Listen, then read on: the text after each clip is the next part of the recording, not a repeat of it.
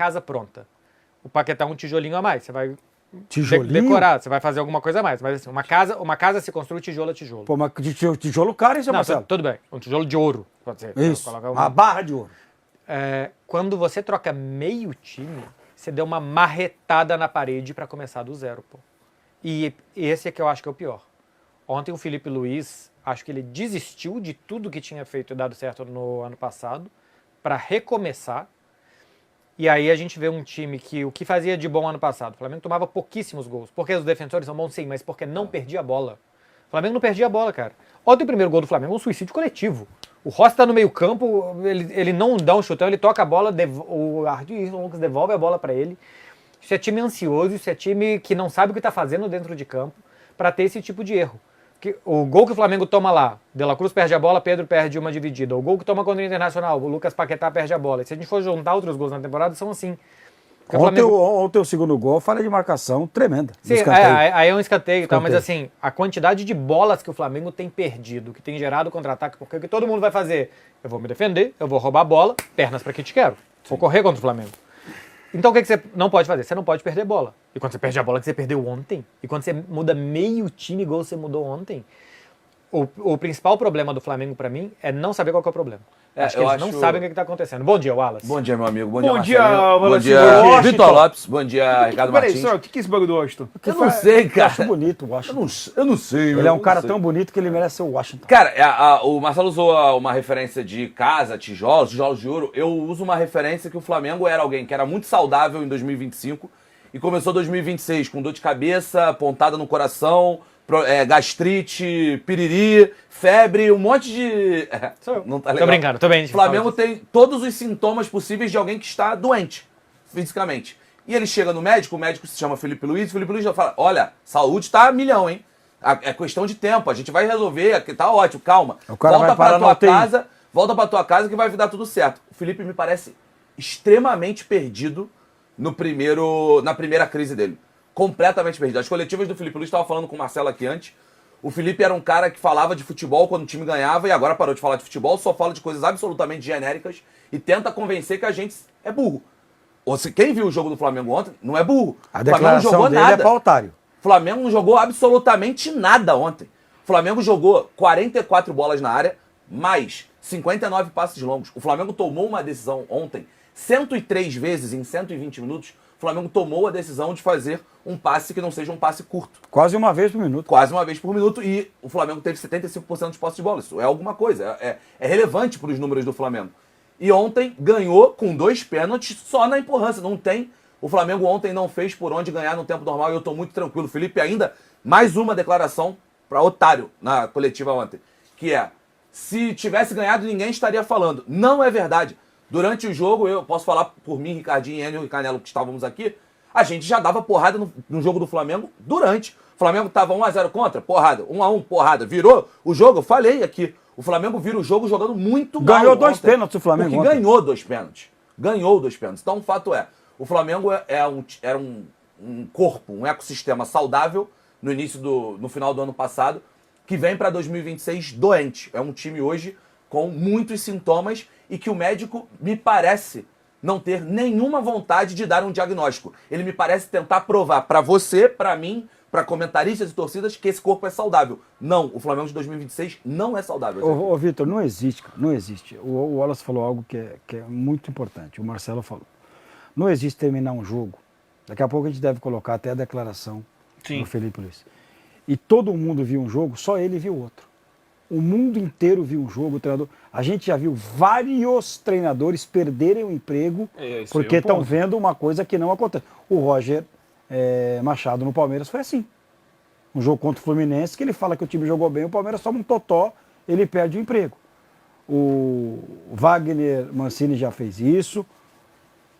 Quero lembrar de um outro aqui. O Jair Ventura já fez isso. Mas e ele fez a mesma coisa. O Marcelo, ele não pode vir a público. Não pode vir a público falar que o Flamengo fez um grandíssimo jogo. Sim. Por mais que ele queira defender os caras. E se eu sou... É BAP, né, o presidente do Flamengo? BAP. Eu teria chamado ele depois da coletiva, numa salinha reservada lá no Maracanã. Falar assim, ô Felipe, você é o Felipe agora. Vamos falar sério aqui, eu e você. Isso, arruma o coquinho aí. Vamos falar sério, eu e você aqui. O que você falou na coletiva lá, Você realmente acredita?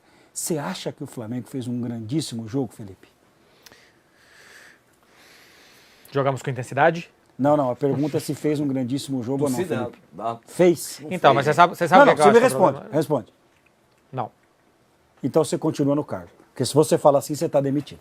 Então, se o problema fosse só as entrevistas, estava tranquilo. É, Talvez o problema seja a perfeito, visão. Se ele realmente achar. Aí nós estamos Mas perdidos. ali porque o dentro, problema talvez é que seja. essa é a visão, ele não ataca o sintoma, né? Aí ele não sabe o que está acontecendo. sabe o que tá rolando. E quando ele muda meio time, eu desconfio que o Filipe Luiz não saiba o que está acontecendo, ou que pelo menos está resolvendo mal. Beleza, Alexandre não está jogando bem, Léo Ortiz não estava jogando bem, Paquetá ainda não, trocou os caras ali para tentar jogar bem. Mas nos 2 jogos ele não conseguiu em nenhum momento furar 2 linhas de 4 lá atrás. Ele tentou de várias formas diferentes, todas deram em água. Todos foram muito mal. Eu falei... Vamos... Pode ir. Não, é só pra gente escutar Claro. o Filipe Luiz, aproveitar que a gente está falando dele e já também acionar a Monique Danello para entender um pouquinho dessa possibilidade de crise. Parece que o... Possibilidade? Não precisa de aspa não, tá? Não precisa de aspa não, o Flamengo O está Flamengo está em crise. É, e aí é que eu ia levantar no ponto, talvez, uma crise interna. interna, eu não sei. Externa também. Eu não sei se interna existe algum tipo de situação também. Vamos escutar o Filipe Luiz nessa declaração aí que gerou uma certa revolta por parte do torcedor. Não, mas eu sinceramente acho que fizemos um grande jogo na minha visão. Cometemos um erro que nos custou um gol, mas o time jogou o tempo todo dentro do campo do adversário, o adversário praticamente não passou o meio campo, e foi assim, com uma vitória até o último minuto, faltando 2 minutos para acabar a prorrogação. E aí eles fizeram um gol de escanteio, faltando 2 minutos para acabar, no 118, se eu não me engano, e fizeram o gol já quando o nosso time já estava todo exposto. Mas a minha avaliação do jogo em si, do que foi a bola rolando ali para até tomar o 2-2, porque a gente foi muito superior. Claro, como não ganhamos, obviamente que essas palavras vão soar mal, mas é a sensação. Eu senti que os jogadores deram tudo que eles tinham dentro do campo, que eles correram, eles fizeram o máximo que eles podiam, e no futebol o resultado a gente não controla. E é um estado de ânimo, um estado de confiança, não estamos no nosso melhor momento nesse quesito, e mesmo assim o time competiu o máximo até onde pôde, e nada, mas também quero parabenizar o Lanús pela conquista merecida dessa Recopa. Foram justos vencedores, e o futebol consiste nisso. E aí, ô Balancinho, enquanto ele falava, você balançava a cabeça, coisa e tal? É muito ruim a coletiva de ontem, cara. É bem ruim a coletiva. Eu acho que essa é a pior declaração de todas, né? Eu acho que tem... uma coisa o Filipe Luiz falou, e ele tá certo nessa declaração. O Flamengo foi ao limite ontem.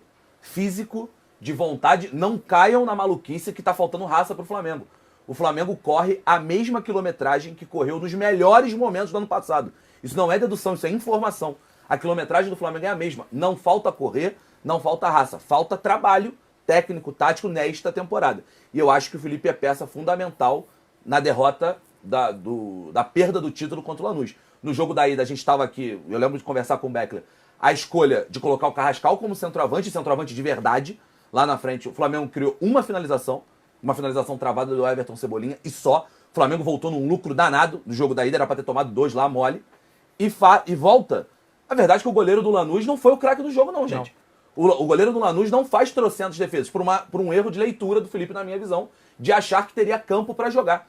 O Felipe fala, dominamos, ficamos no campo do adversário. E o Lanús queria o quê, gente? Alguém achava que o Lanús iria ao Maracanã para ir pressionar lá na frente? Que loucura é essa? O Lanús, que é o time que mais toma finalizações no Campeonato Argentino, é um time que nos últimos 12 jogos tomou gol em 11. O Felipe achou que o Lanús ia dar campo para o Ayrton Lucas correr, pro Plata correr. Não tem absolutamente... A leitura do Felipe ontem foi muito equivocada. Pro Lino correr. A leitura foi muito equivocada.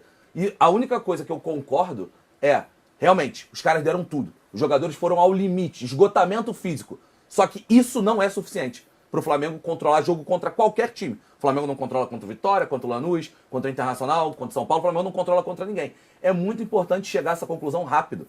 Não é estalo. Não é que uma hora... Não é o famoso gigante adormecido. Não é uma hora, vai sair e vai acordar. Não. O campeonato tá aí, a temporada tá aí. Já foram 2 títulos perdidos e o Brasileirão tá enrolado, não tá jogando bem. Deixa eu chamar a Monique Danello aqui para trazer também alguns detalhes em relação a essa crise.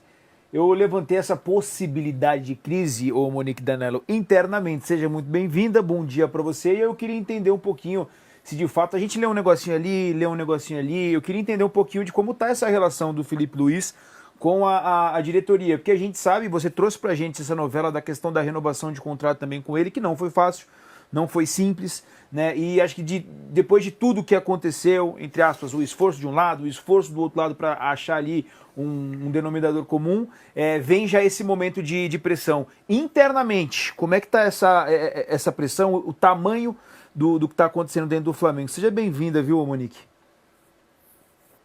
Bom dia para vocês, para todo mundo que está com a gente. É um momento de crise, sim, ô Vitor, eu concordo com o Wallace, não há alguns dias, há algumas semanas, quando o Flamengo começou já a apresentar essa queda de rendimento nesse início de temporada, ainda se contornava um pouco isso com a desculpa ali do planejamento de pré-temporada, que teve que mudar, que tinha uma questão física, etc e tal. Só que agora eu acho que já saiu, né, desse campo, desse tema de pré-temporada, de planejamento, porque a gente está fechando o mês de fevereiro. Ontem alguns jogadores até falaram na zona mista, não podemos mais usar a questão física como muleta, e de fato acho que isso não é mais um tema, embora a gente perceba e veja que tem jogadores que ainda estão sofrendo com a questão física e que isso em vários momentos interfere ali nas escolhas que o Felipe faz para os jogos, porque ontem mesmo ele disse que levou em consideração o fato de que alguns jogadores não estavam bem fisicamente. A gente sabe que o Bruno está vindo de uma questão,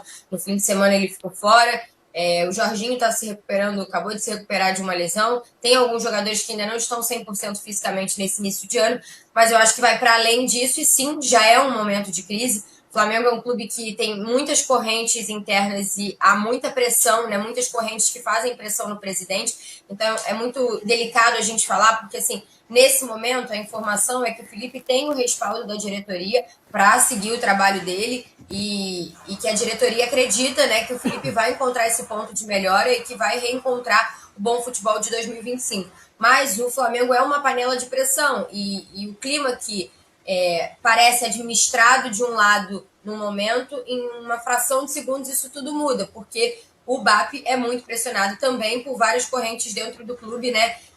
E isso já vinha acontecendo há alguns dias, há algumas semanas, tanto em relação à parte de diretoria do futebol, né, que é o trabalho do José Boto, que também é questionado, e o trabalho do Felipe agora com essa questão do campo, que é o que a gente vê. Do meu ponto de vista, eu acho que tem um desgaste interno e agora um desgaste externo também, porque ontem, pela primeira vez em 515 dias do Felipe à frente do time profissional, o jogo terminou com a torcida do Flamengo xingando o Felipe. Xingamentos diretamente para o Felipe, coisa que a gente não via até aqui, né? A gente via manifestações em relação ao time, no jogo contra o Madureira, né, cantando time sem vergonha, mas diretamente para o Felipe isso nunca tinha acontecido e aconteceu ontem pela primeira vez. Então isso é o primeiro sinal de que se inicia um desgaste externo com o Felipe. E internamente há desgaste por N fatores, né? Além da questão do desempenho, dos resultados, o BAP esteve no Ninho do Urubu nos últimos dias. Ontem os jogadores falaram sobre isso na zona mista. O presidente foi lá diretamente fazer essa cobrança ao futebol e acredito eu que isso novamente vai acontecer nos próximos dias. Há um desgaste natural pela história da renovação. Se a renovação tivesse acontecido de forma imediata, acho que as coisas teriam fluído de outra maneira, mas existiu um desgaste interno, tanto de informações que foram vazadas de um lado ou de outro, enfim, como as coisas foram colocadas, esse desgaste existiu. E há um desgaste também com parte dos jogadores, né, com um grupo de jogadores, porque num elenco dessa qualidade, nem todo mundo vai jogar e aí é muito difícil de administrar isso, e há um desgaste interno de gente que acha que deveria jogar mais, que deveria ser escolhido em algum momento ou outro, que questiona as escolhas do Felipe. Então, é um momento de crise, sim. A gente tem que admitir que há o desgaste interno e externo nesse momento. Agora, por quanto tempo isso vai durar? O que o Flamengo vai fazer para conseguir sair disso? Essa crise vai chegar num ponto insustentável muito rápido? Na minha visão, eu acho que a gente tem um cenário parecido com o de 2023, que o Flamengo ganha né, Brasileiro e Copa do Brasil, Libertadores e Copa do Brasil com o Dorival, chega o Vitor Pereira, o Flamengo perde tudo no início de ano, em 2 meses o trabalho fica extremamente desgastado e depois daquela goleada sofrida para o Fluminense na final do Carioca, o Vitor Pereira não resiste. E ele, inclusive, dava entrevistas coletivas falando que o Flamengo estava jogando muito bem, né? Só que não era nesse nível o Felipe Luiz, porque o Felipe ontem, né, foi falar isso. Acho que o Felipe até então era muito lúcido nas entrevistas e talvez nas últimas para cá o Felipe esteja se complicando ali nas palavras. O Vitor Pereira, ele era completamente lunático nas entrevistas coletivas e não tinha o lastro que o Felipe tem, obviamente, de ter vencido Libertadores e Brasileiro, mas é um cenário que se desenha dessa maneira. Se o Flamengo chegar na final do Campeonato Carioca e a depender do que acontecer na final do Carioca, não me parece que vai ser possível sustentar por tanto tempo esse clima de crise. Então, é uma semana sem jogos, só com Madureira ali na segunda-feira, e a gente vai precisar aguardar esse desenrolar para ver, de fato, para onde essa crise vai caminhar. Assim, o Ricardinho, eu acho que no Brasil, no futebol brasileiro no geral, a gente não tem grandes referências de que se o trabalho não está indo bem, independente do que aconteça em tal competição, a diretoria vai bancar aquele técnico. Talvez hoje, acho que só o Abel. Né? Acho que só o Abel, que entra nessa situação. Sim. E aí eu ia fazer justamente essa pergunta, né? Monique trouxe essa comparação com o Vitor Pereira. Qual que é o limite para que o Felipe Luiz continue no Flamengo? Acho que a Monique foi muito feliz. São os jogos finais do Campeonato Carioca. Ô Monique, só me confirma, são 2 jogos na final, quinta e domingo? É isso? Não, aqui é jogo único. Então, no fim de semana a gente tem a semifinal, o Fluminense e Vasco no domingo, o Flamengo vai jogar na segunda-feira contra o Madureira, aí não tem jogos na semana, né? Pelo calendário tem outras competições que o Flamengo não está no momento, e aí volta a jogar só no domingo, dia 8, é final única, que no momento está dando Fla-Flu, e é isso. Então é um jogo... Campeonato que até então o Flamengo não estava se importando tanto, acabou colocando o time principal ali só para administrar a questão do rebaixamento. O Flamengo vai estar na final provavelmente, porque eu acho que se acontecer uma tragédia segunda-feira contra o Madureira, aí tudo isso se antecipa e se intensifica, mas o Flamengo provavelmente vai jogar essa final e ela passa a ganhar um outro peso. Não porque o Carioca é um título fundamental para o ano do Flamengo, mas pela história toda até aqui. Eu acho que vai ser um jogo de muita, muita, muita pressão. Monique, a gente que tem muitas vezes o prazer e algumas vezes o desprazer de conviver no dia a dia de clube, que as pessoas acham que é muito fácil. O Marcelo conviveu durante muito tempo, o Vitor também, o nosso Washington, né? O nosso Wallace não teve esse prazer e desprazer de conviver no dia a dia assim, né? Você tem o desgaste, você tem o dia a dia, mas você também tem algumas sensações que ninguém vai ter. Então eu vou te perguntar, conhecendo o Felipe Luiz, conhecendo o Flamengo, você acha que a declaração dele ontem de falar que o time fez um grande jogo, é isso que ele acredita mesmo ou foi para jogar para a galera?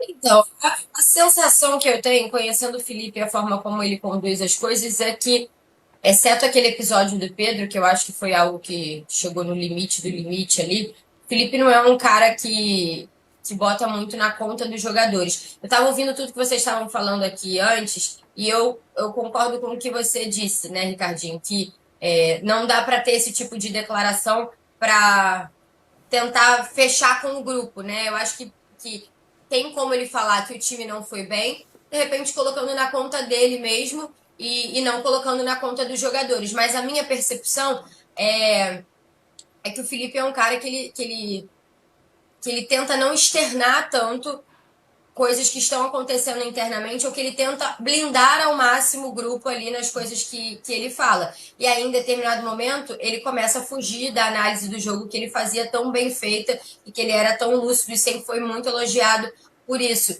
E a gente pode lembrar de outros momentos, vocês vão lembrar aqui. Aquela história do Mike, nunca sei como é que fala o nome desse cidadão aí que ia ser contratado lá no meio do ano.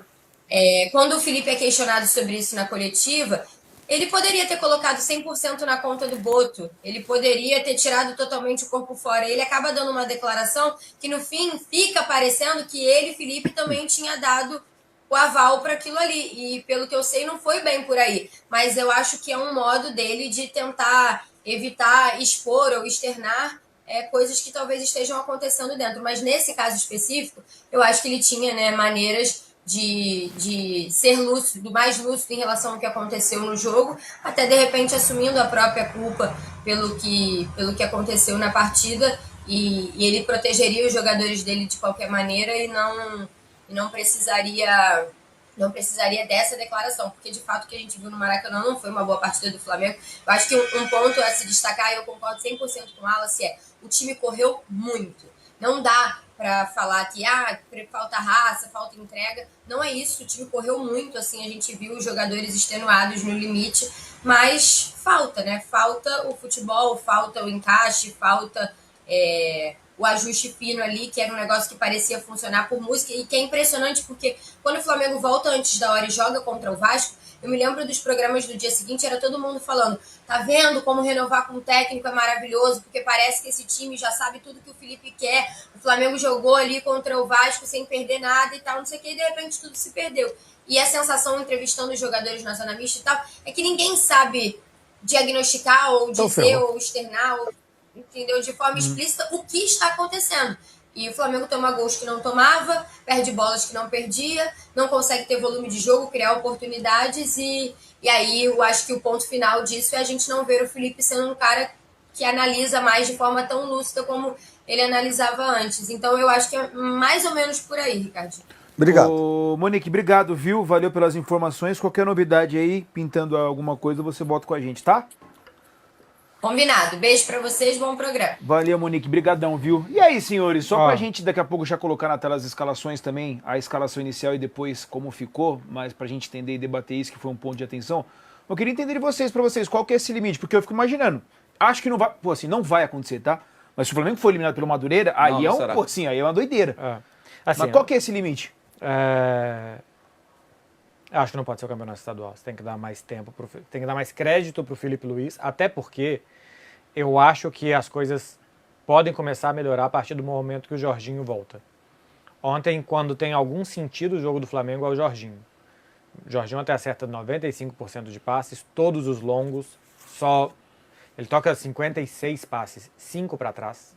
É fazer o time jogar. O segundo pênalti é ele que dá o passe pro Arrascaeta sofrer o pênalti. Que sofre o pênalti. E aí, assim, ele tem alguma coisa que ele segura a bola até que alguém do adversário venha nele, no que esse cara não tá onde ele devia estar, porque ele veio no Jorginho, ele acha passe para fazer a bola chegar lá, ou ele vai conduzindo a bola para tirar os caras do lugar, então tá desarrumando o time.